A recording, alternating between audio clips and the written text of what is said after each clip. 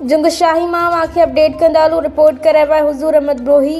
जुंगशाही में पानी जो शदीद बहरान, शहरी तोड़े गोठाणा पानी के फुड़े फुड़े लाए दरबदर। बिन यूनियन काउंसिलुनि ते मुश्तमिल जुंगशाही शहर तोड़े आसपास के गोठन में केतरनि ई महीननि खां पीअण जो पानी बंद।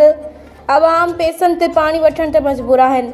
केर ॿुधण लाइ तैयार नाहे। गरीब आवाम जुंगशाही में पानी लाइ वाझाइण ते मजबूर आहे। शहरी ऐं गोठाणनि अली अकबर जोखियो, अयाज़ अली जोखियो, गुलज़ार पलीजो, अरसलान खलीफ़ो, बिशारत पलीजो, मोहम्मद अली पलीजो पारां पानी नाहे छो भला। करबला करबला जीअण लाइ पानी ॾियो, पीअण लाइ पानी ॾियो जी घुर करे रहिया आहिनि। उन्हनि मौक़े ते शहरनि ऐं गोठाणनि चयो त केतिरनि ई महीननि खां पीअण जो पानी बंदि आहे। बिजली ठाहे पर जुंगशाही जे ॿिन्ही चेयरमैननि जी माहवार 12 लाख बजट हड़प कई पई वञे।